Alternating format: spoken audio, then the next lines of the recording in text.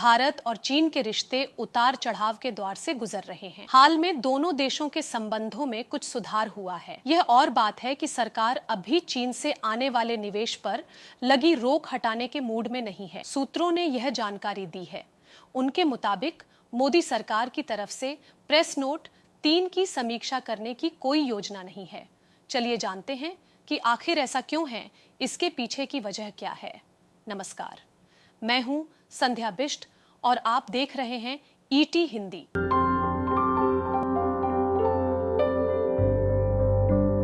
बता दें कि प्रेस नोट 3 कहता है कि भारत के साथ जमीनी सीमा साझा करने वाले देशों से आने वाले निवेश को हर मामले में सरकार से मंजूरी लेनी होगी।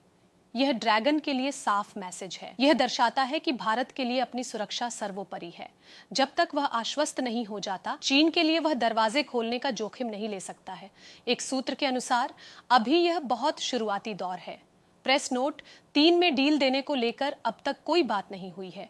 फिलहाल ऐसा किए जाने की संभावना भी कम है। वित्त मंत्री निर्मला सीतारमण ने आर्थिक सहयोग के लिए दोनों देशों के बीच अधिक पहुंच और बातचीत की जरूरत का संकेत दिया था, लेकिन साथ में सावधानी बरतने पर भी जोर दिया था। एक कार्यक्रम में उन्होंने कहा था कि दोनों देश आर्थिक सहयोग के लिए एक दूसरे के साथ ज्यादा बातचीत करना चाहते हैं, लेकिन ऐसा सावधानी से करना होगा। अप्रैल 2020 में सरकार ने प्रत्यक्ष विदेशी निवेश यानी एफडीआई पॉलिसी में बदलाव किया था। यह बदलाव प्रेस नोट 3 ऑफ 2000 के जरिए किया गया था। इसके मुताबिक अगर कोई कंपनी भारत के साथ जमीनी सीमा साझा करने वाले देश से है या उस कंपनी का मालिक ऐसे देश में रहता है या वहां का नागरिक है, तो उसे सरकार के जरिए ही निवेश करना होगा।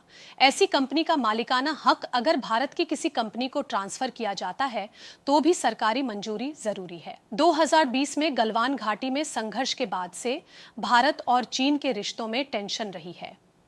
प्रेस नोट 3 को शुरुआत में महामारी के दौरान कंपनियों को बचाने के लिए लागू किया गया था, लेकिन अब यह राष्ट्रीय सुरक्षा के महत्वपूर्ण हथियार के तौर पर काम कर रहा है। सरकार यह सुनिश्चित करना चाहती है कि आर्थिक संबंधों को दोबारा बहाल करते समय भी राष्ट्रीय हितों और सुरक्षा को कोई खतरा न हो।